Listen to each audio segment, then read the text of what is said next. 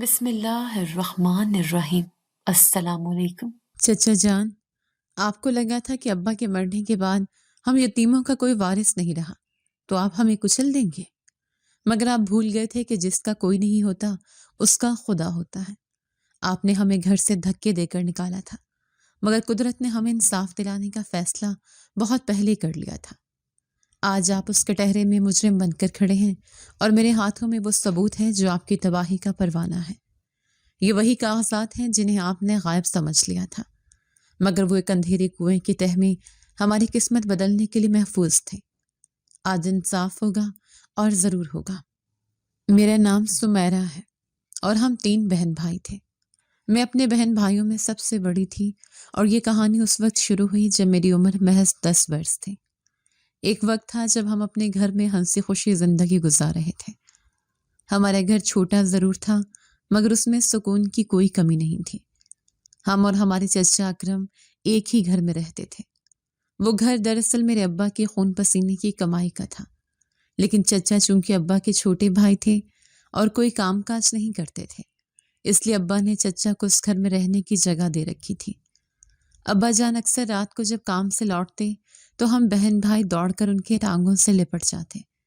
ارے ارے میرے شیر بچوں، پہلے سانس تو لینے دو۔ ابا جان مسکراتے ہوئے ہمیں گود میں اٹھا لیتے۔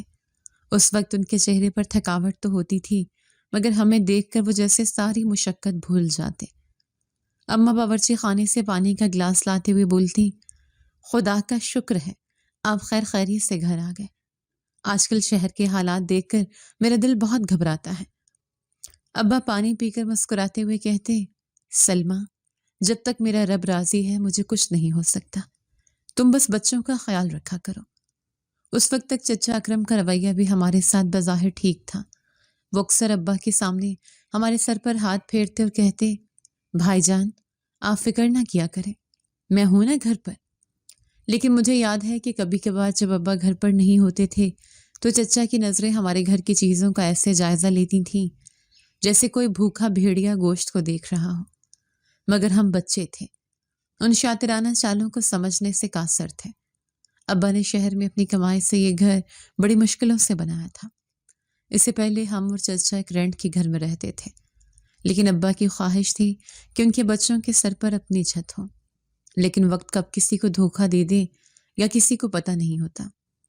وہ منحوس منگل کا دن مجھے آج بھی یاد ہے۔ صبح کے وقت ابا ناشتہ کر کے کام کے سلسلے میں گھر سے باہر نکلے تھے۔ جاتے ہوئے انہوں نے میرے سر پر ہاتھ رکھا اور بولے، سمیرہ بیٹی، آج شام کو واپسی پر تمہارے لیے گڑ والی ٹافیاں لاؤں گا، تم اپنے چھوٹے بھائی کا خیال رکھنا۔ میں نے خوشی سے سر ہلایا تھا۔ مجھے کیا معلوم تھا کہ وہ ٹافیاں اب کبھی نہیں آئیں گی اور وہ ہاتھ دوبارہ کبھی میرے سر پر شفقت سے نہیں پھرے گا۔ دوپہر کا وقت تھا جب گلی میں شور مچا۔ کچھ لوگ بھاگتے ہوئے ہمارے دروازے پر آئے۔ اکرم بھائی جلدی باہر نکلیں۔ چچا گھبرا کر باہر نکلے اور ان کے پیچھے اماں بھی دوپٹہ سنبھالتی ہوئی دہلیز تک گئی۔ کیا ہوا ہے؟ خیر تو ہے؟ اماں نے لرزتی ہوئی آواز میں پوچھا۔ محلے کے دکاندار نے ہامتے ہوئے کہا، بھابھی، بھائی جان کا ایکسیڈنٹ ہو گیا ہے، مین روڈ پر ایک تیز رفتار گاڑی نے انہیں ٹکر مار دی ہے۔ اماں کے پیروں تلے سے زمین نکل گئی، وہ وہیں چوکھٹ پر گر گئی۔ ہم بچے چیخنے لگے۔ کچھ ہی دیر بعد ایمبولینس کا سائرن گونجا اور ابا کی لاش گھر پر آئی۔ ڈاکٹر نے بتایا کہ ان کے دماغ میں گہری چوٹ آنے کی وجہ سے وہ موقع پر ہی اس دنیا سے رخصت ہو گئے تھے۔ ہماری دنیا ٹوٹ گئی تھی، گھر میں کوہرام مچ گیا۔ اماں تو جیسے پتھر کی ہو گئی تھی۔ وہ ابا کے چہرے کو تکتی اور پھر بے ہوش ہو جاتی۔ میں 10 سال کی تھی، مجھے پوری طرح سمجھ بھی نہیں آ رہا تھا کہ یتیمی کیا ہوتی ہے۔ بس اتنا محسوس ہو رہا تھا کہ اب ہمارا محافظ چلا گیا ہے۔ چچا اکرم لوگوں کے سامنے تو بہت روئے، انہوں نے پسینہ پیٹا، مگر اس وقت بھی میں نے نوٹ کیا کہ ان کی آنکھوں میں دکھ کم اور ایک عجیب سی بے چینی زیادہ تھی۔ ابا کے کفن دفن کے بعد کچھ دن تو رشتہ دار آتے رہے اور دلاسے دیتے رہے، بیٹی اب تم ہی اپنی ماں کا سہارا ہو، ہمت کرنا۔ ایک پرانی ہمسائے نے میرے سر پر ہاتھ رکھ کر کہا، مگر اصل امتحان تو اس وقت شروع ہوا جب مہمان چلے گئے اور گھر کا دروازہ بند ہوا۔ ابا کی قبر کی مٹی بھی ابھی نہیں سوکھی تھی کہ چچا اکرم کی آنکھیں بدل گئیں۔ ہمارے گھر میں فاقے ہونے لگے۔ ابا کی وفات کو بھی چند دن ہی ہوئے تھے کہ گھر کا سارا راشن ختم ہو گیا۔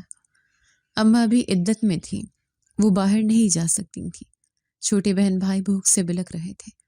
اماں نے مجھے بلایا اور دھیمی آواز میں کہا، سمیرہ، جو اپنے چچا سے کہو کہ گھر میں آٹا ختم ہو گیا ہے۔ ابا کی تنخواہ بھی پرسوں ہی ملی تھی، وہ ان کے پاس ہے، کچھ لا دیں۔ میں ڈرتے ڈرتے چچا کے کمرے کے پاس گئی۔ چچا چرپائی پر لیٹے حقہ پی رہے تھے۔ چچا جان، میں نے آہستہ سے کہا۔ انہوں نے تیوری چڑھا کر میری طرف دیکھا۔ کیا ہے؟ کیوں میرے سر پر کھڑی ہو؟ وہ اماں کہہ رہی ہیں کہ گھر میں آٹا نہیں ہے، چھوٹے بھائی بھوک سے رو رہے ہیں، ابا کی تنخواہ سے کچھ لا دیں۔ چچا ایک دم اٹھ کر بیٹھ گئے اور غصے سے بولے، تنخواہ؟ کیسی تنخواہ؟ وہ سارے پیسے تو تمہارے باپ کے کفن دفن اور کل کے کھانے میں لگ گئے۔ میرے پاس کوئی خزانہ نہیں دبا ہوا جو لٹا دو۔ جاؤ بھاگو یہاں سے۔ میں روتے ہوئے واپس آئی اور اماں کو بتایا۔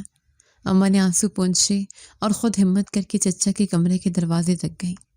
اکرم بھائی، خدا کا خوف کریں، یہ بچے یتیم ہیں، ان کے منہ سے نوالا نہ چھینیں۔ ان کے ابا کی پوری تنخواہ آپ نے فیکٹری سے وصول کی ہے، مجھے معلوم ہے، اس میں سے تھوڑا راشن ہی ڈلوا دیں گھر میں۔ اماں نے روتے ہوئے منت کی۔ چچا تیش میں آ کر باہر نکل آئے۔ دیکھو بھابھی، میرے پاس فضول باتیں سننے کا وقت نہیں ہے۔ تمہارے شوہر نے میرے سر پر قرضہ چھوڑا تھا، وہ تنخواہ اس میں برابر ہو گئے، اور اب یہ ڈرامے نہیں چلیں گے یہاں۔ اگلے 2 دن ہم نے پانی پی کر گزارے۔ جب بھوک برداشت سے باہر ہو گئی تو اماں نے چچا سے دوبارہ بات کرنے کی کوشش کی۔ بھائی صاحب، اگر آپ خرچہ نہیں دے سکتے تو کم از کم ہمیں اس گھر کے اوپر والے حصے میں سکون سے رہنے دیں۔ میں سلائی کڑھائی کر کے بچوں کا پیٹ پال لوں گی۔ چچا نے ایک زہریلی ہنسی ہنسی۔ اس گھر میں؟ کس حیثیت سے؟ یہ گھر میرا ہے۔ میرے بھائی نے مرتے وقت وصیت کی تھی کہ یہ گھر میرا ہے، تم لوگ یہاں بوجھ بن کر رہ رہے ہو۔ اماں حیرت سے ان کا منہ تکنے لگی۔ یہ آپ کیا کہہ رہے ہیں؟ یہ گھر میرے سرتاج نے اپنی محنت سے بنایا تھا۔ آپ تو ہمارے ساتھ یہاں مہمان کے طور پر رہتے تھے، کاغذات تو ابھی بنے بھی نہیں تھے، تو وصیت کیسی؟ چچا کی آنکھوں میں خون اتر آیا۔ وہ آگے بڑھے اور انگلی اٹھا کر بولے، زبان لڑاتی ہو؟ شرافت سے کہہ رہا ہوں، اپنا سامان باندھو اور نکلو اس گھر سے۔ مجھے یہ کمرے خالی چاہیے، میری شادی ہونے والی ہے اور میں تم جیسے مفت خوروں کو یہاں نہیں رکھ سکتا۔ ہم کہاں جائیں گے؟ یہ چھوٹے چھوٹے بچے، ان کا کیا قصور ہے؟ اماں پھوٹ پھوٹ کر رونے لگی۔ جہنم میں جاؤ، مجھے اس سے کوئی غرض نہیں، چچا نے بے رحمی سے کہا۔ میں نے دیکھا کہ اماں چچا کے پیروں میں گر گئیں۔ اکرم بھائی، میں آپ کے پاؤں پڑتی ہوں، ہمیں چھت سے محروم نہ کریں، باہر سڑکوں پر ہم رول جائیں گے۔ یہ گھر میرے بچوں کے باپ کی نشانی ہے۔ لیکن چچا انتہائی خود غرض بن چکے تھے، ان کے دل پر پتھر رکھا جا چکا تھا۔ انہوں نے اماں کو جھٹک دیا، ڈرامے بند کرو، اگر آج شام تک تم لوگ یہاں سے نہیں نکلے تو میں دھکے دے کر نکال دوں گا۔ یہ سن کر میرے تن بدن میں آگ لگ گئی۔ میں نے دوڑ کر اماں کو سہارا دیا اور اٹھایا۔ اماں مت روئے، ان کے آگے مت روئے، ابا ہوتے تو ان کی ہمت نہ ہوتی۔ اماں نے مجھے گلے سے لگا لیا۔ ہمارے پاس رونے کے سوا کوئی چارہ نہیں تھا۔ شام ہوتے ہی چچا اپنے 2 دوستوں کو لے آئے اور ہمارے کمرے میں گھس گئے۔ چلو نکلو باہر۔ انہوں نے ہمارا تھوڑا بہت سامان، کپڑے اور برتن اٹھا کر صحن میں پھینکنا شروع کر دیے۔ میرا چھوٹا بھائی اپنے کھلونے سے کھیل رہا تھا۔ چچا نے وہ کھلونا چھین کر دیوار پر دے مارا اور اسے بازو سے پکڑ کر گھسیٹا۔ خبردار، جب یہاں نظر آئے میرے بچے کو ہاتھ مت لگائیں۔ اماں چیخیں اور بھائی کو اپنی آغوش میں لے لیا۔ ہم نے جلدی جلدی چند کپڑے ایک پرانی چادر میں باندھے۔ ہمارا کچھ فرنیچر، ابا کی لائی ہوئی کرسیاں، سب کچھ وہیں رہ گیا۔ چچا ہمیں ایک سوئی تک لے جانے نہیں دے رہے تھے۔ نکلو اور دوبارہ اس گلی میں شکل مت دکھانا۔ چچا نے مین گیٹ کھولا اور ہمارا سامان باہر گلی میں اچھال دیا۔ ہم تینوں بہن بھائی اور اماں ایک دوسرے کا ہاتھ تھامے روتے ہوئے اس گھر سے باہر نکلے جو کل تک ہمارا قلعہ تھا۔ محلے کے کچھ لوگوں نے کھڑکیوں سے جھانک کر دیکھا۔ کچھ نے افسوس سے سر ہلایا، مگر چچا کی بدماشی کے سامنے کوئی بولنے کو تیار نہیں تھا۔ رات گہری ہو رہی تھی۔ گلی کے لیمپ کی مدھم روشنی میں ہم فٹ پاتھ پر بیٹھے تھے۔ سامان کی وہ چھوٹی سی گٹھڑی ہمارے پاس پڑی تھی۔ شہر میں ہمارے لیے کوئی جگہ نہیں تھی۔ یہ وہ شہر تھا جہاں میرے ابا کی یادیں بستی تھیں، جہاں ہر موڑ پر ان کا سایہ محسوس ہوتا تھا۔ مگر اب یہ شہر ہمارے لیے اجنبی ہو چکا تھا۔ اماں نے آسمان کی طرف دیکھا اور ایک سرداہ بھری، اے یا اللہ، تیری زمین بہت وسیع ہے، مگر آج ہم پر تنگ ہو گئی ہے۔ میں نے اماں کا کندھا ہلایا۔ اماں، اب ہم کہاں جائیں گے؟ اماں نے آنسو پونچھ پرعزم لہجے میں بولی، یہاں نہیں رہیں گے بیٹی، یہاں پتھروں کے انسان بستے ہیں، ہم اپنے گاؤں جائیں گے۔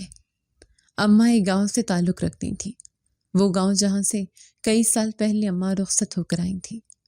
نانا نانی کی وفات سے پہلے ہم کبھی کبھار وہاں جاتے تھے، لیکن جب سے نانا نانی نہیں رہے تھے اماں وہاں نہیں گئی تھی۔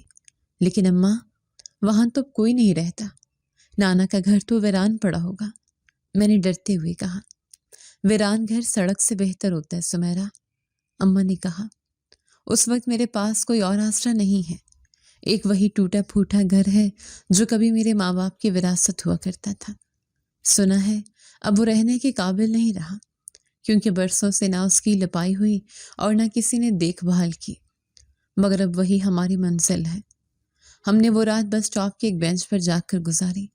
صبح ہوتے ہی اماں نے اپنی شادی کی بچی ہوئی ایک آخری انگوٹھی بیچی اور ہم گاؤں جانے والی بس میں بیٹھ گئے۔ بس دھول اڑاتی ہوئی شہر سے دور جا رہی تھی، اور میں پیچھے مڑ کر اس شہر کو دیکھ رہی تھی جس نے میرے باپ کو نگل لیا تھا اور اب ہمیں اگل دیا تھا۔ مجھے نہیں معلوم تھا کہ ہم جس ویرانے کی طرف جا رہے ہیں وہاں بھوک اور پیاس کے سوا ہمارا استقبال کون کرے گا۔ جب ہم گاؤں پہنچے تو دوپہر کی دھوپ تپ رہی تھی۔ گاؤں سے باہر والی سائڈ پر کھیتوں کے بیچوں بیچ وہ کچا مکان کھڑا تھا۔ دور سے دیکھنے پر ہی وہ کسی کھنڈر کا منظر پیش کر رہا تھا۔ دیواریں جگہ جگہ سے ٹوٹی ہوئی تھیں اور چھت کا ایک حصہ نیچے جھکا ہوا نظر آ رہا تھا۔ اماں ہم سب کو لے کر اس گھر کے سامنے کھڑی ہو گئی۔ دروازہ تو شاید برسوں پہلے دیمک کھا چکی تھی، بس ایک خلا تھا جس سے اندر کا ویران صحن نظر آ رہا تھا۔ یہ ہے ہمارا گھر؟ چھوٹے بھائی نے سہم کر پوچھا۔ ہاں بیٹا، یہی اب ہمارا محل ہے۔ اماں نے مسکرانے کی کوشش کی، مگر ان کے ہونٹ کانپ رہے تھے۔ ہم اندر داخل ہوئے۔ صحن میں گھٹنوں گھٹنوں گھاس اگی ہوئی تھی، ہر طرف مٹی اور جالے تھے۔ ایک کونے میں وہ پرانا کنواں تھا جس کی منڈیر ٹوٹ چکی تھی، وہ کنواں جو خاموش تھا، جیسے اپنے سینے میں کوئی گہرا راز چھپائے ہمارے آنے کا منتظر ہو۔ میں نے روتے ہوئے اماں سے کہا، اماں، یہاں ہم کیسے رہیں گے؟ یہ دیواریں تو گری پڑی ہیں، اگر بارش آئے تو یہ چھت ہم پہ گر جائے گی، ہمیں سانپ بچھو کھا جائیں گے۔ اماں نے اپنا سامان زمین پر رکھا، مجھے اور بھائیوں کو گلے سے لگایا اور ان کی آنکھوں میں ایک عجیب سی چمک آ گئی۔ سمیرا، یہ گھر میرے ماں باپ نے اپنے ہاتھوں سے بنایا تھا، یہ مٹی میری اپنی ہے۔ بے رحم اپنوں کے محلوں سے یہ ٹوٹا ہوا گھر 1000 گنا بہتر ہے۔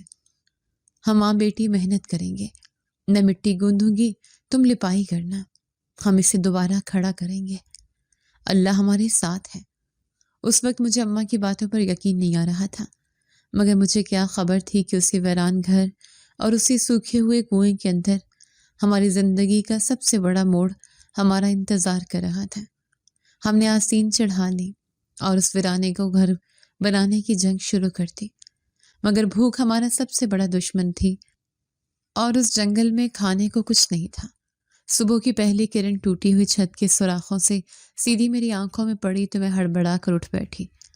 ایک لمحے کے لیے مجھے لگا کہ میں اپنے شہر والے گھر کے نرم بستر پر ہوں اور ابھی اماں باورچی خانے سے پراٹھوں کی خوشبو کے ساتھ مجھے آواز دیں گی، مگر میری کمر میں چبھنے والے کنکروں اور گردآلود فرش نے مجھے فوراً حقیقت کی تلخ دنیا میں واپس لا کھڑا کیا۔ میرے دونوں چھوٹے بہن بھائی ابھی تک ایک پرانی دری پر سمٹے ہوئے سو رہے تھے۔ ان کے چہروں پر وہ سکون نہیں تھا جو بچوں کی نیند میں ہوتا ہے، بلکہ بھوک اور تھکان کے آثار نمایاں تھے۔ اماں وہاں نہیں تھی۔ میرا دل زور سے دھڑکا، میں گھبرا کر کھڑی ہوئی اور ننگے پاؤں ہی صحن کی طرف بھاگی۔ اماں، میری آواز ویران صحن میں گونجی۔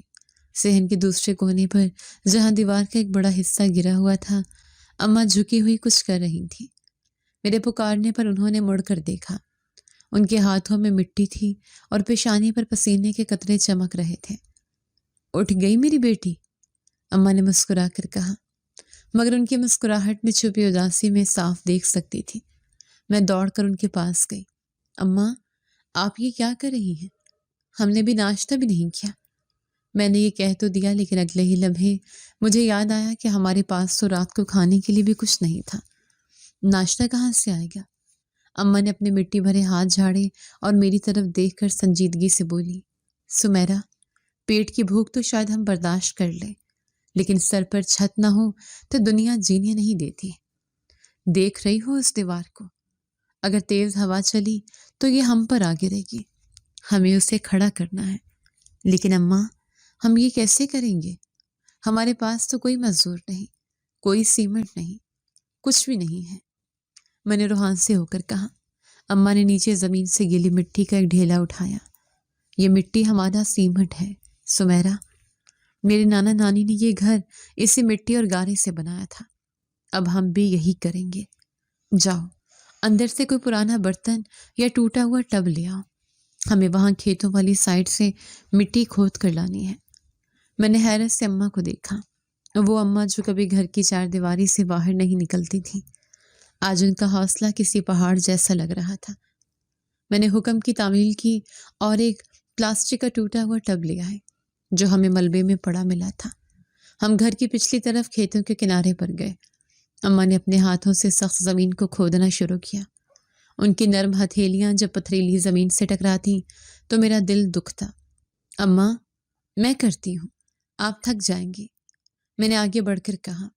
نہیں بیٹی، تم بس مٹی اٹھا کر ٹب میں ڈالو، ہمیں بہت کام کرنا ہے۔ ہم دونوں ماں بیٹی نے کئی چکر لگائے۔ ہم مٹی کھود کر لاتے اور ٹوٹی ہوئی دیوار کے پاس ڈھیر کر دیتے۔ دھوپ تیز ہونے لگی تھی اور پیاس سے میرا حلق کانٹوں کی طرح چبھنے لگا تھا۔ تبھی اندر سے میرے چھوٹے بھائی کے رونے کی آواز آئی، اماں، بھوک لگی ہے۔ یہ آواز میرے کلیجے پر ہتھوڑے کی طرح لگی۔ ہم دونوں بھاگ کر اندر گئے۔ بھائی اٹھ چکا تھا اور بھوک سے بلک رہا تھا۔ اماں، کچھ کھانے کو دو نا، بہت بھوک لگی ہے۔ اس نے اماں کی قمیص پکڑ کر کھینچا۔ اماں کی آنکھوں میں بے بسی کے آنسو تیرنے لگے۔ انہوں نے اسے گود میں اٹھایا اور پیار سے چپ کرانے لگی۔ بس میرا بیٹا، بس روتی نہیں، میں ابھی کچھ لاتی ہوں۔ انہوں نے اسے بہن کے پاس بٹھایا اور میری طرف مڑی۔ سمیرا، تم دروازے پر نظر رکھنا، میں ذرا باہر جا رہی ہوں۔ کہاں اماں؟ میں نے ڈرتے ہوئے پوچھا۔ یہاں تو کوئی دکان بھی نہیں ہے اور ہمارے پاس پیسے بھی نہیں ہیں۔ اللہ مالک ہے بیٹی، کھیتوں میں دیکھتی ہوں شاید کوئی سبزی یا گرا پڑا اناج مل جائے۔ تم ڈرنا مت، میں ابھی آئی۔ اماں چلی گئی اور میں دہلیز پر بیٹھ کر ان کا انتظار کرنے لگی۔ ہر گزرتا لمحہ مجھے صدیوں جیسا لگ رہا تھا۔ ویرانے کا خوف اور بھوک کی شدت دونوں نے مجھے جکڑ رکھا تھا۔ مجھے رہ رہ کر اپنے ابا یاد آ رہے تھے اور چچا پر شدید غصہ آ رہا تھا۔ اگر آج ابا زندہ ہوتے تو کیا ہم یوں دانے دانے کو ترستے؟ کافی دیر بعد دور پگڈنڈی پر مجھے اماں کا سایہ نظر آیا۔ ان کے دوپٹے سے کچھ بندھا ہوا تھا۔ میں بھاگ کر ان کی طرف گئی۔ اماں، کیا ملا؟ اماں ہانپ رہی تھیں۔ ان کے چہرے پر دھول جمی تھی مگر آنکھوں میں ایک اطمینان تھا۔ انہوں نے دوپٹہ کھولا تو اس میں مٹی سے لتھڑے ہوئے چند شلجم اور کچھ ساگ کے پتے تھے۔ یہ ساتھ والے کھیت میں کٹائی کے بعد بچے ہوئے تھے، مالک نے شاید چھوڑ دیے تھے۔ میں نے چن لیے، اماں نے ہانپتے ہوئے بتایا۔ لیکن اماں، اسے پکائیں گے کیسے؟ گھی ہے نا مسالہ؟ اماں نے میرے سر پر ہاتھ پھیرتے ہوئے کہا۔ بھوک بہترین سالن ہوتی ہے بیٹی، بس آگ جلا لو، ہم انہیں ابال لیں گے یا بھون لیں، پیٹ بھر جائے گا۔ ہم نے گھر کے ٹوٹے پھوٹے فرنیچر کی کچھ لکڑیاں اور صحن سے سوکھی ٹہنیاں جمع کی۔ آگ جلانا بھی ایک امتحان تھا۔ بڑی مشکل سے چولہا سلگا۔ اماں نے وہ شلجم دھوئے بغیر ہی، کیونکہ پانی بہت کم تھا، راکھ میں دبا دیے۔ کچھ دیر بعد جب وہ نکالے تو وہ آدھے کچے اور آدھے جلے ہوئے تھے۔ دھوئیں سے ہماری آنکھیں سرخ ہو رہی تھیں۔ اماں نے شلجم کا ایک ٹکڑا پھونک مار کر ٹھنڈا کیا اور بھائی کے منہ میں ڈالا۔ اس نے منہ بنایا۔ اماں، یہ کڑوا ہے۔ اماں کا دل بھر آیا۔ کھا لے میرے بچے، یہ دوا ہے، اس سے طاقت آئے گی۔ ہم سب نے وہ کڑوے اور بے ذائقہ شلجم حلق سے نیچے اتارے۔ پانی کی بوتل میں صرف 2 گھونٹ پانی بچا تھا جو اماں نے چھوٹے بھائی کو پلا دیا۔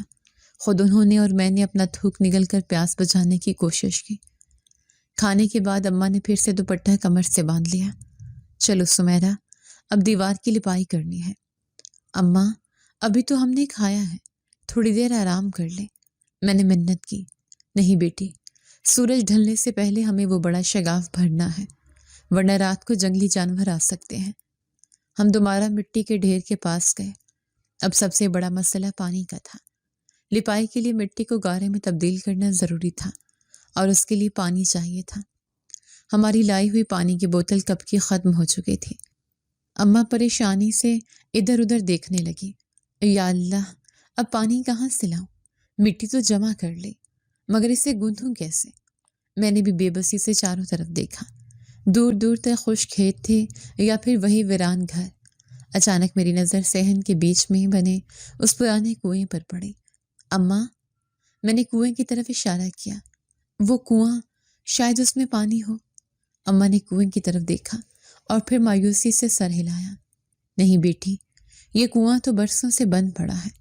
جب تمہارے نانا زندہ تھے تبھی یہ سوکھ رہا تھا۔ اب اتنے سالوں بعد اس میں پانی کیسے ہوگا؟ لیکن اماں، ایک بار دیکھ تو لیں، شاید بارش کا پانی جمع ہو گیا ہو۔ میں نے اصرار کیا۔ اماں سوچ میں پڑ گئی۔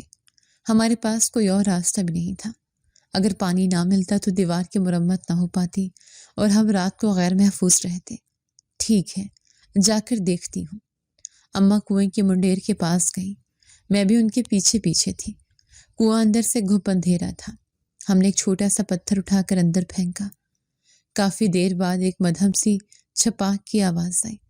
اماں کی آنکھوں میں امید کی کرن جاگی۔ سمیرا، آواز آئی ہے، شاید نیچے پانی ہے، بہت گہرا ہے مگر پانی ہے۔ سچ اماں؟ میں خوشی سے اچھل پڑی۔ تو ہم پانی نکال سکتے ہیں؟ اماں نے ادھر ادھر دیکھا۔ کنویں کے اوپر لگی ہوئی چرخی زنگ آلود تھی لیکن ابھی ٹوٹی نہیں تھی۔ پاس ایک پرانی رسی پڑی تھی جو شاید نانی کے زمانے کی تھی، لیکن وہ کافی کمزور لگ رہی تھی۔ بالٹی کہاں ہے؟ اماں نے پوچھا۔ ہمارے پاس وہی ایک بالٹی تھی جو ہم ساتھ لائے تھے۔ اماں نے رسی کو بالٹی کے ہینڈل سے باندھا اور مضبوطی چیک کی۔ یہ رسی کمزور ہے سمیرا، لیکن اللہ نے چاہا تو کام بن جائے گا۔ اگر ہمیں پانی مل گیا تو نہ صرف گھر کی مرمت ہو جائے گی بلکہ ہماری پیاس بھی بجھ جائے گی۔ اماں نے بسم اللہ پڑھ کر بالٹی کنویں میں لٹکائی۔ چرخی کی چون چون کی آواز اس ویرانے میں عجیب سی دہشت پیدا کر رہی تھی۔ بالٹی نیچے جا رہی تھی اور ہم دونوں سانس روکے کھڑے تھے۔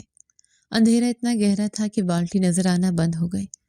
کافی دیر رسی چھوڑنے کے بعد اچانک رسی ڈھیلی پڑ گئی۔ پانی تک پہنچ گئی، اماں نے خوشی سے کہا۔ انہوں نے رسی کو ہلایا تاکہ بالٹی ڈبکی لے۔ اماں، آرام سے کھینچنا، رسی ٹوٹ نہ جائے، میں نے خوفزدہ ہو کر کہا۔ ہاں بیٹی، میں دھیان سے کھینچ رہی ہوں۔ اماں نے رسی کھینچنا شروع کی۔ شروع میں تو بالٹی آسانی سے اوپر آ رہی تھی لیکن پھر اچانک وہ بھاری ہو گئی۔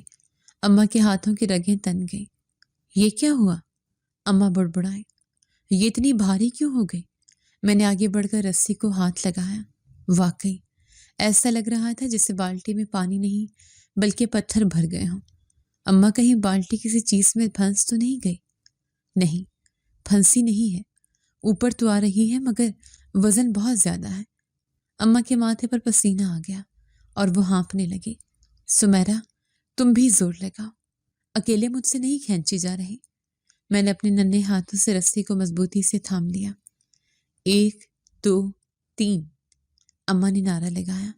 ہم دونوں نے پوری جان لگا کر رسی کو کھینچا۔ رسی چرخی پر رگڑ کھا رہی تھی اور ہمارے ہاتھ چھل رہے تھے مگر ہمیں پانی چاہیے تھا۔ ہمیں ہر حال میں یہ بالٹی اوپر لانی تھی۔ میری 10 سالہ کلائیاں دکھنے لگی۔ ایسا لگ رہا تھا جیسے کنویں کے اندر سے کوئی طاقت بالٹی کو نیچے کھینچ رہی ہے۔ اماں چھوڑ دے، یہ نہیں نکلے گی۔ میں روحانسی ہو گئی۔ نہیں سمیرا، ہمت نہیں ہارتے، اللہ نے ہمیں یہاں تک پہنچایا ہے تو وہ وسیلہ بھی دے گا۔ زور لگاؤ بیٹی۔ اماں نے چیخ کر کہا۔ ان کی آواز میں ایسی تڑپ تھی کہ مجھ میں نہ جانے کہاں سے طاقت آ گئی۔ ہم نے اپنے پاؤں زمین پر جمائے اور آخری بار پوری قوت سے رسی کو کھینچا۔ آہستہ آہستہ انچ انچ کر کے گیلی رسی اوپر آنے لگی۔ بس تھوڑا اور نظر آنے لگی ہے، اماں نے ہامتے ہوئے کہا۔ ہم دونوں بری طرح تھک چکی تھیں، سانس پھول رہی تھی، لیکن اب بالٹی کنویں کے دہانے تک پہنچ چکی تھی۔ ہم نے کا آخری بار جھٹکا دیا اور بالٹی کو منڈیر پر رکھنے میں کامیاب ہو گئی۔ ہم دونوں نے ڈھال ہو کر وہیں زمین پر بیٹھ گئیں، لیکن اگلے ہی لمحے جب ہماری سانس بحال ہوئی اور ہم نے بالٹی کے اندر جھانکا تو ہماری آنکھیں حیرت سے پھٹ گئیں۔ بالٹی صرف پانی سے بھاری نہیں ہوئی تھی، گدلے پانی کے بیچوں بیچ تہہ میں کچھ ایسا پڑا تھا جسے دیکھ کر اماں کے منہ سے بے اختیار ایک چیخ نکل گئی۔ اماں یہ کیا ہے؟ میں نے خوفزدہ آواز میں پوچھا۔ اماں کی سانسیں ابھی تک بے ترتیب تھی۔ انہوں نے بالٹی کو منڈیر پر ٹکایا اور اس پوٹلی کو باہر نکال کر زمین پر رکھ دیا۔ مجھے نہیں معلوم سمیرا، لیکن میرا دل بہت زور سے دھڑک رہا ہے۔ یہ کسی کی امانت لگتی ہے جو شاید برسوں پہلے اس کنویں کی نظر ہو گئی تھی۔ اماں نے ہامتے ہوئے کہا۔ کنواں تو بالکل خشک ہو چکا تھا، شاید نیچے تہہ میں تھوڑا بہت پانی تھا جس میں یہ پوٹلی ڈوبی ہوئی تھی۔ اماں نے کانپتے ہوئے ہاتھوں سے اس پوٹلی کی گرہ کھولنے کی کوشش کی۔ وہ کپڑا پانی میں رہنے کی وجہ سے گل چکا تھا، لیکن گرہ بہت مضبوط تھی۔ اماں رہنے دے، مجھے ڈر لگ رہا ہے، کہیں اس میں کوئی خطرناک چیز نہ ہو۔ میں نے اماں کا ہاتھ پکڑ لیا۔ نہیں بیٹی، اللہ نے اگر یہ ہمارے ہاتھ لگائی ہے تو اس میں ضرور کوئی حکمت ہوگی۔ اماں نے ہمت کی اور زور لگا کر وہ بھیگی ہوئی گرہ کھول دی۔ پوٹلی کا منہ کھلتے ہی سورج کی روشنی میں کچھ ایسا چمکا کہ ہم دونوں ماں بیٹی کی آنکھیں چندھیا گئی۔ ہماری آنکھیں حیرت سے پھیل گئی کیونکہ اس گلے سڑے کپڑے کے اندر سونے کے پرانے زیورات جگمگا رہے تھے۔ یا اللہ، یہ کیا ہے؟ اماں کے منہ سے چیخ نکل گئی۔ انہوں نے جلدی سے زیورات کو باہر نکالا۔ وہ پرانے زمانے کے بھاری کنگن اور ایک نولکھا ہار تھا۔ اماں ان زیورات کو دیکھ کر ایسے ساکت ہو گئیں جیسے ان کو سانپ سونگھ گیا ہو۔ ان کی آنکھوں میں آنسو تیزی سے امڑ آئے۔ اماں یہ خزانہ کس کا ہے؟ کیا یہ ہمیں اللہ نے دیا ہے؟ میں نے خوشی اور حیرت کے ملے جلے تاثرات کے ساتھ پوچھا۔ اماں نے کانپتے ہوئے ہاتھ سے اس ہار کو اٹھایا اور اپنے سینے سے لگا لیا۔ سمیرا، یہ خزانہ نہیں ہے، یہ میری ماں کی نشانی ہے، یہ میری نانی کا زیور ہے۔ اماں پھوٹ پھوٹ کر رونے لگی۔ لیکن اماں، نانی کا زیور یہاں کنویں میں کیسے آیا؟ آپ تو کہتی تھی وہ چوری ہو گیا تھا۔ میں نے حیران ہو کر پوچھا۔ اماں نے آنسو پہنچے اور زیورات کو الٹ پلٹ کر دیکھا۔ ہاں بیٹی، مجھے بھی یہی بتایا گیا تھا کہ کئی سال پہلے گھر سے چوری ہو گیا تھا، لیکن آج سمجھ آئی یہ چوری نہیں ہوا تھا بلکہ میرے ماں باپ نے اسے زمانے کی نظروں سے بچا کر یہاں چھپایا تھا۔ لیکن اماں، بات صرف زیورات پر ختم نہیں ہوئی۔ پوٹلی کے نچلے حصے میں کچھ اور بھی تھا۔ زیورات کے نیچے ایک پلاسٹک کی تھیلی میں لپٹے ہوئے کچھ کاغذات تھے۔ پلاسٹک کی کئی تہوں میں لپٹے ہونے کی وجہ سے وہ کاغذات پانی سے محفوظ رہے تھے۔ اماں نے جلدی سے وہ پلاسٹک پھاڑا اور کاغذات باہر نکالے۔ جیسے ہی ہم نے وہ کھولے تو اماں دیکھ کر چیخ پڑی اور وہ کاغذات ان کے ہاتھ سے چھوٹ کر زمین پر گر گئے۔ کیا ہوا اماں؟ یہ کاغذ کس چیز کے ہیں؟ میں نے اماں کو اٹھا کر وہ کاغذ دیے۔ اماں کا چہرہ سفید پڑ گیا تھا اور ہونٹ لرز رہے تھے۔ سمیرا، تم جانتی ہو یہ کیا ہے؟ یہ ہمارے شہر والے گھر کے کاغذات ہیں۔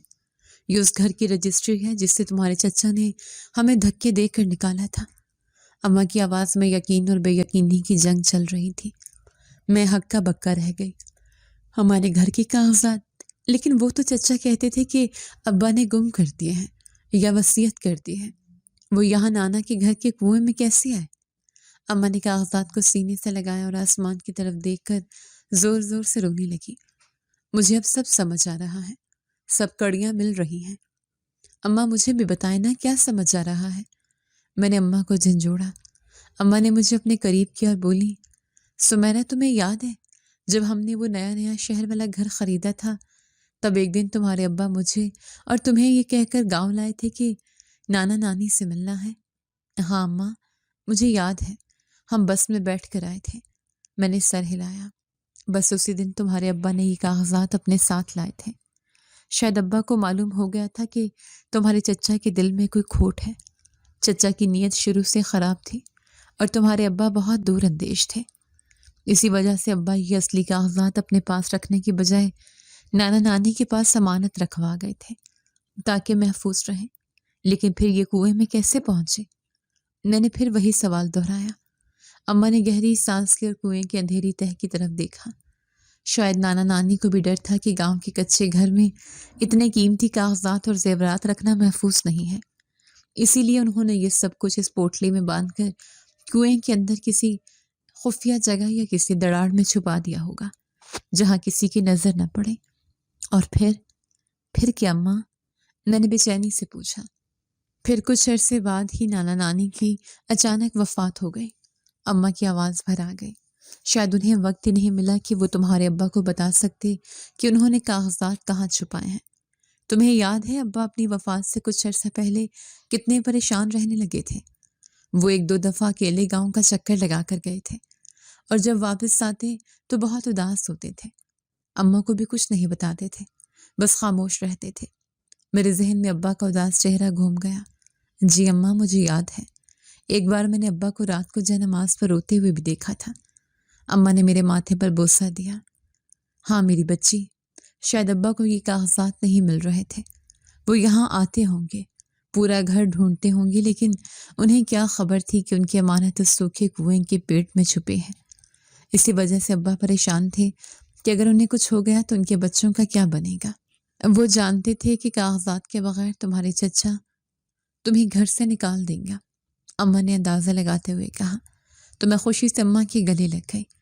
اماں دیکھیں، اللہ نے ہماری سن لی۔ آپ کی ماں باپ کی دولت آپ کو ملی اور میرے باپ نے بھی ہم سب کا سوچ کر ہمارے گھر کو ایک محفوظ جگہ پر رکھا تھا۔ اب چچا کسی طرح بھی ہم سے وہ گھر نہیں چھین سکتے۔ یہ گھر ہمارا ہے اور ہمارے پاس ثبوت ہے۔ ہاں میری بیٹی، تم سچ کہتی ہو، اللہ نے ہمیں رسوا ہونے سے بچا لیا۔ آج تمہارے ابا کی روح کتنا سکون محسوس کر رہی ہوگی کہ ان کی چھوڑی ہوئی امانت ہم تک پہنچ گئی۔ اماں نے زیورات کی پوٹلی دوبارہ باندھی اور کاغذات کو احتیاط سے اپنے دوپٹے میں چھپا لیا۔ لیکن اماں، ہمیں بھوک لگی ہے اور ہمارے پاس تو کچھ بھی نہیں ہے۔ میں نے اپنے پیٹ پر ہاتھ رکھا۔ اماں نے مسکرا کر پوٹلی میں سے ایک چھوٹی سی سونے کی انگوٹھی نکالی۔ سمیرا، یہ انگوٹھی اب ہماری بھوک مٹائے گی۔ اللہ نے رزق کا دروازہ کھول دیا ہے۔ ہم ابھی شہر جائیں گے اور اسے بیچ کر راشن اور ضروری سامان لائیں گے۔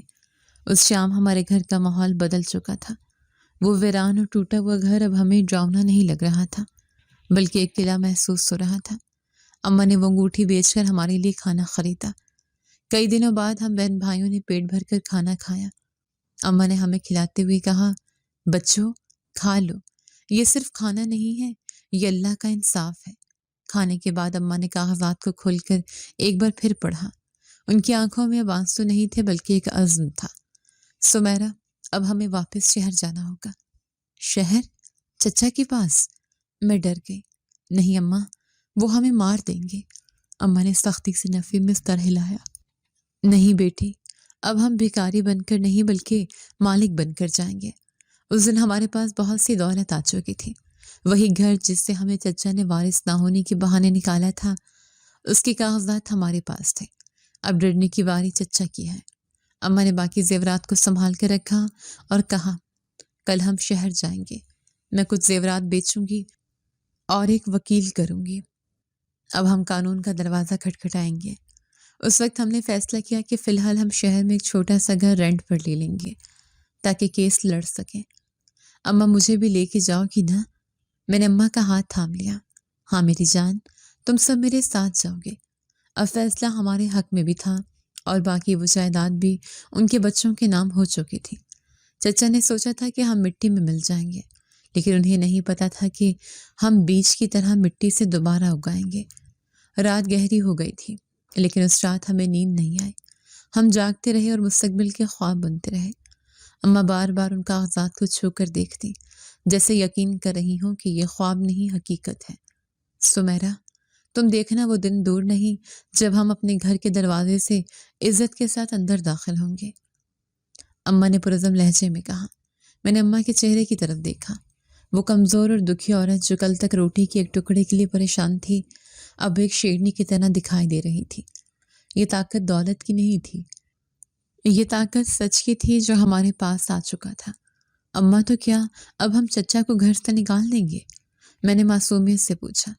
اماں نے میری طرف دیکھا اور سنجیدگی سے بولی، ہم انہیں نہیں نکالیں گے بیٹی، انہیں ان کے اعمال نکالیں گے، جیسا کرو گے ویسا بھرو گے۔ انہوں نے ہمارے ساتھ ظلم کیا، اب انصاف کا ترازو بولے گا۔ اگلی صبح جب ہم اس ٹوٹے ہوئے گھر سے نکلے تو ہمارے پاس خالی ہاتھ نہیں تھے، ہمارے پاس امید تھی، یقین تھا، اور سب سے بڑھ کر ہمارے باپ کی نشانی تھی۔ میں نے جاتے اس کنویں کو مڑ کر دیکھا، وہ خاموش اور ویران کنواں جس نے برسوں تک ہمارے راز کو اپنے سینے میں چھپائے رکھا تھا۔ شکریہ کنویں، میں نے دل میں کہا، تم نے ہماری زندگی بچا لی۔ ہم بس میں بیٹھے تو شہر کا راستہ وہی تھا، لیکن منزل بدل چکی تھی۔ اب ہم پناہ مانگنے نہیں جا رہے تھے بلکہ اپنا حق چھیننے جا رہے تھے۔ مجھے یقین تھا کہ جیت ہماری ہوگی کیونکہ اللہ ہمارے ساتھ تھا۔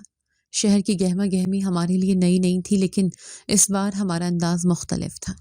ہم وہ بے سہارا اور ڈرے ہوئے لوگ نہیں تھے جو رات کے اندھیرے میں اپنا گھر چھوڑ کر بھاگے تھے، بلکہ اب ہمارے پاس وہ طاقت تھی جو بڑے بڑے فرعونوں کو جھکانے کی صلاحیت رکھتی تھی۔ اماں نے اپنے دوپٹے کے پلو میں وہ کاغذات اور زیورات ایسے باندھ رکھے تھے جیسے وہ ان کی زندگی کی ڈور ہوں۔ ہم سیدھے شہر کے ایک مشہور سونار کی دکان پر گئے۔ دکاندار نے جب وہ پرانے زمانے کے بھاری زیورات دیکھے تو اس کی آنکھیں بھی حیرت سے کھل گئیں۔ بی بی، یہ تو بہت نایاب اور خالص سونے کا کام ہے، آپ اسے واقعی بیچنا چاہتی ہیں؟ دکاندار نے اماں سے پوچھا۔ اماں کی آنکھوں میں ایک لمحے کے لیے نمی آئی، شاید انہیں اپنی ماں کی یاد آئی تھی، لیکن پھر انہوں نے میری اور میرے بہن بھائیوں کی طرف دیکھا اور مضبوط لہجے میں بولی، ہاں بھائی، مجھے اسے بیچنا ہے۔ میری ماں کی نشانیاں میرے دل میں محفوظ ہیں، لیکن یہ زیور میرے بچوں کا مستقبل بچانے کے کام آئے گا، تو میری ماں کی روح بھی خوش ہوگی۔ زیورات بیچ کر ہمیں اچھی خاصی رقم مل گئی۔ اس رقم سے سب سے پہلے ہم نے شہر کے ایک درمیانے درجے کے محلے میں 2 کمروں کا ایک چھوٹا سا مکان کرائے پر لیا۔ وہ مکان ہمارے اپنے گھر جیسا تو نہیں تھا، لیکن وہاں 4 دیواری تھی، محفوظ چھت تھی اور پانی کا نلکا تھا جہاں سے صاف پانی آتا تھا۔ اسی شام اماں مجھے لے کر شہر کے ایک جانے مانے وکیل صاحب کے دفتر گئیں۔ وکیل صاحب نے آنے کے پیچھے سے ہمیں غور سے دیکھا۔ بہن جی، میں بہت مہنگا وکیل ہوں، آپ شاید میری فیس ادا نہ کر سکیں۔ وکیل نے ہمارے سادہ حلیے کو دیکھ کر کہا۔ اماں نے اپنے پرس سے نوٹوں کی گڈی نکالی اور میز پر رکھ دی۔ وکیل صاحب، فیس کی فکر نہ کریں، آپ اس کی کاغذات دیکھیں، ہمیں ہمارا حق واپس چاہیے جو ہم سے دھوکے اور دھونس سے چھینا گیا ہے۔ وکیل صاحب نے وہ پرانے اور بوسیدہ کاغذات ہاتھ میں لیے۔ جیسے جیسے وہ کاغذات پڑھتے گئے ان کے چہرے کے تاثرات بدلتے گئے۔ انہوں نے سر اٹھا کر اماں کو دیکھا اور حیرت سے بولے، یہ تو اصلی رجسٹری ہے، اس گھر کے مالک آپ کے شوہر تھے اور ان کے بعد قانونی وارث آپ اور آپ کے بچے ہیں، آپ کے جیٹھ کا اس پر کوئی حق نہیں بنتا۔ یہ کاغذات آپ کے پاس کہاں سے آئے؟ اماں نے ایک لمبی سانس لی اور کہا، یہ کاغذات اللہ نے ہمیں دیے ہیں، ایک اندھیرے کنویں نے ہمارے لیے انہیں سنبھال کر رکھا تھا۔ آپ بس یہ بتائیں کہ کیا ہمیں ہمارا گھر مل جائے گا؟ وکیل صاحب نے مسکرا کر میز پر ہاتھ مارا۔ بی بی، گھر تو کیا، اگر وہ آسمان پر بھی بیٹھا ہوگا تو قانون اسے نیچے کھینچ لائے گا۔ یہ کیس بہت مضبوط ہے، میں کل ہی عدالت میں درخواست دائر کرتا ہوں۔ کیس فائل ہو گیا۔ چچا اکرم کو جب عدالت کا سمن ملا تو مجھے یقین ہے ان کے پیروں تلے زمین نکل گئی ہوگی۔ وہ تو سمجھ رہے تھے کہ ہم مر کھپ گئے ہوں گے یا کسی سڑک کنارے بھیک مانگ رہے ہوں گے۔ انہیں وہم و گمان بھی نہیں تھا کہ ہم اتنی جلدی اور اتنی طاقت کے ساتھ واپس آئیں گے۔ عدالت کی تاریخ آ گئی۔ اماں نے ہمیں صاف ستھرے کپڑے پہنائے۔ میں نے دیکھا کہ اماں کی آنکھوں میں آج خوف نہیں بلکہ ایک عجیب سا جلال تھا۔ اماں، مجھے ڈر لگ رہا ہے، چچا بہت ظالم ہے، میں نے اماں کے ہاتھ پکڑتے ہوئے کہا۔ اماں نے میرا ہاتھ دباتے ہوئے کہا، سمیرا، ظالم صرف تب تک طاقتور ہوتا ہے جب تک مظلوم خاموش رہتا ہے۔ آج ہم بولیں گے اور ہمارا سچ بولے گا۔ عدالت کے کمرے میں چچا اکرم پہلے سے موجود تھے۔ انہوں نے اچھا لباس پہن رکھا تھا اور ان کے ساتھ 2-3 اور لوگ بھی تھے۔ جب ہم اندر داخل ہوئے تو چچا نے ہمیں دیکھ کر ایک حقارت بھری نظر ڈالی اور منہ دوسری طرف پھیر لیا۔ ان کے چہرے پر ابھی بھی وہی تکبر تھا جو اس رات تھا جب انہوں نے ہمارا سامان گلی میں پھینکا تھا۔ جج صاحب کرسی پر بیٹھے اور کارروائی شروع ہوئی۔ چچا کے وکیل نے کھڑے ہو کر کہا، جناب والا، یہ عورت جھوٹی ہے۔ میرے موکل کے بھائی نے مرنے سے پہلے وصیت کی تھی کہ گھر میرے موکل کا ہے۔ یہ عورت اب جائیداد کے لالچ میں جھوٹی کہانیاں بنا رہی ہے۔ اماں یہ سن کر اپنے سیٹ پر بے چین ہو گئی، لیکن ہمارے وکیل نے انہیں اشارے سے خاموش رہنے کو کہا۔ ہمارے وکیل صاحب اپنی سیٹ سے اٹھے اور انتہائی اطمینان سے بولے، جج صاحب، زبانی باتوں اور وصیتوں کی کوئی قانونی حیثیت نہیں جب تک کہ تحریری ثبوت نہ ہو۔ میرے فاضل دوست کے موکل کے پاس اگر کوئی کاغذ ہے تو پیش کریں، ورنہ میں عدالت کے سامنے ایسا ثبوت پیش کرنا چاہتا ہوں جو دودھ کا دودھ اور پانی کا پانی کر دے گا۔ جج صاحب نے اجازت دی۔ ہمارے وکیل نے وہ پرانے کاغذات جو کنویں سے نکلے تھے جج صاحب کے سامنے رکھ دیے۔ جناب، یہ اس گھر کی اصل رجسٹری ہے جس پر مرحوم کے دستخط موجود ہیں اور تاریخ بھی درج ہے۔ یہ کاغذات ثابت کرتے ہیں کہ گھر کی ملکیت مرحوم کی تھی اور ان کی وفات کے بعد یہ گھر ان کی بیوہ اور بچوں کا ہے۔ چچا اکرم نے ناجائز قبضہ کیا ہوا ہے۔ جج صاحب نے کاغذات کا بغور جائزہ لیا۔ کمرہ عدالت میں خاموشی چھا گئی۔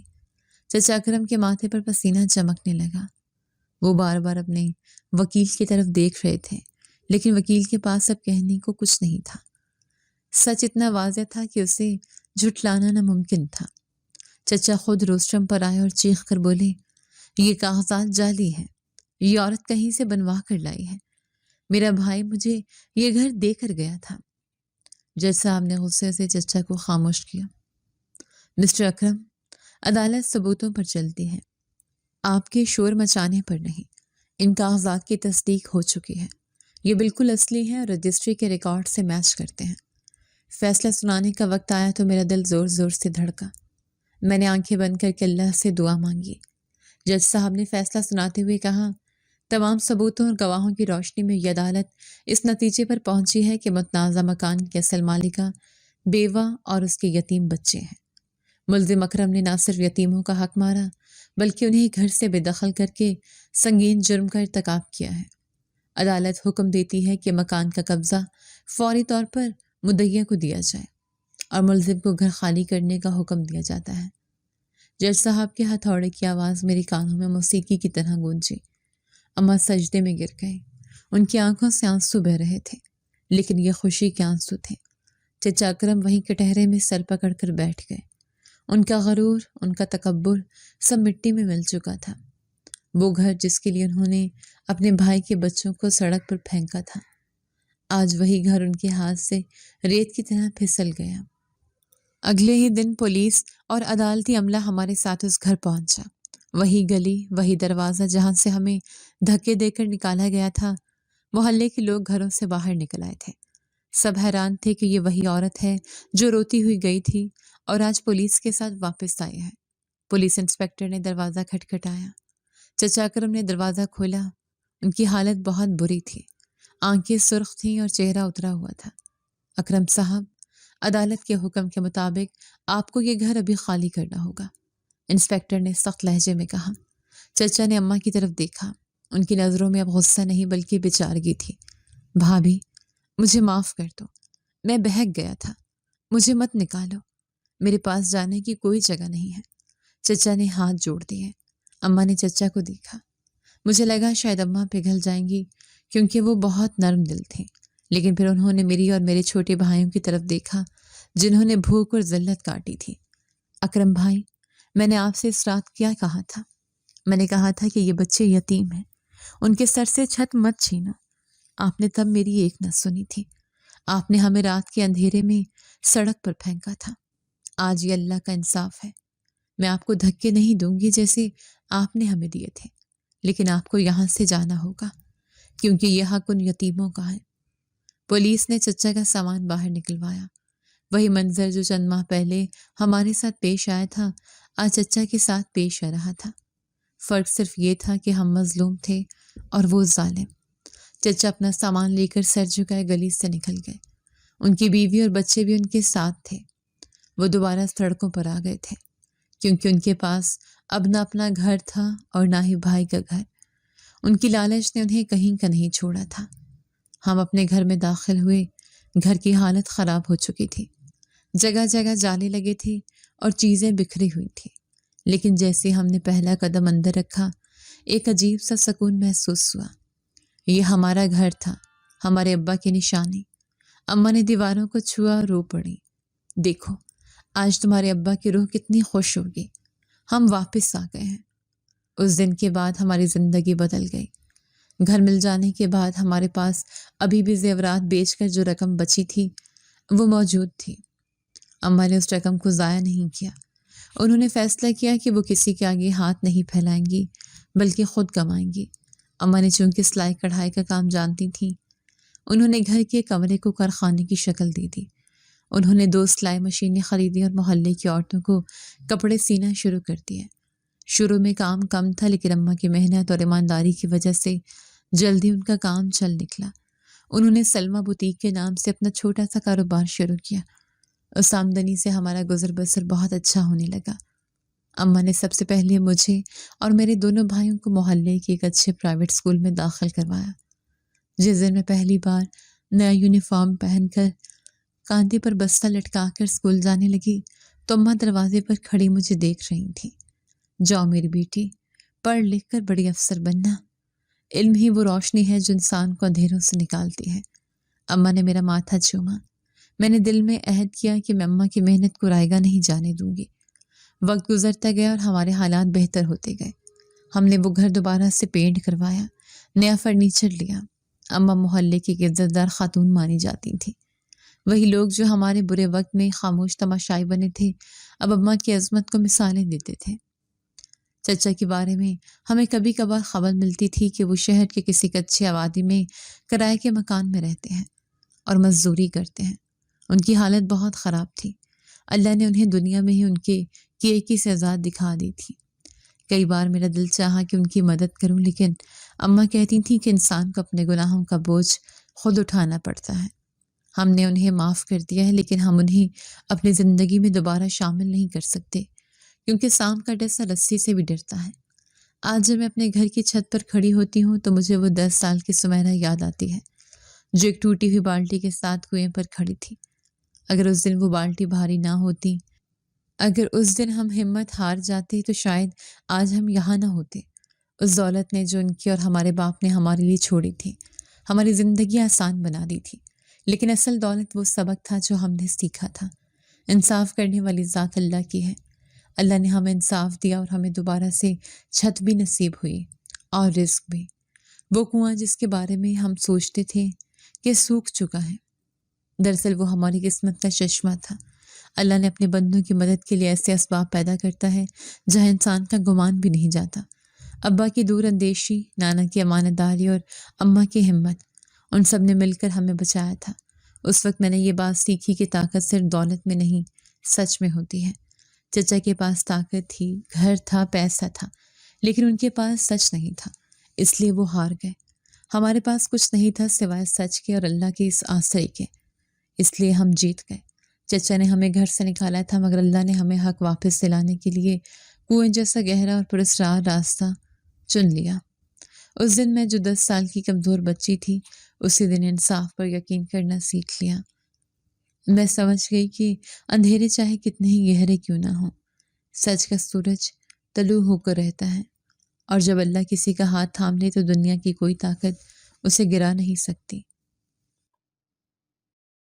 جی تو دوستو، کیسی لگی آپ کو ہماری آج کی کہانی؟ اپنی رائے کا اظہار ہمارے کمنٹس باکس میں ضرور کیجیے گا، اور اگر آپ کو ہماری ویڈیو پسند آئی ہے تو کر لیجیے ہمارے چینل کو سبسکرائب، ویڈیو کو لائک اور بیل آئیکن لازمی پریس کر لیجیے تاکہ ہر نئی آنے والی ویڈیو کا نوٹیفیکیشن آپ کو بر وقت موصول ہو سکے۔ ملتے ہیں ایسی ہی ایک سبق آموز کہانی کے ساتھ، تب تک کے لیے اللہ نگہبان۔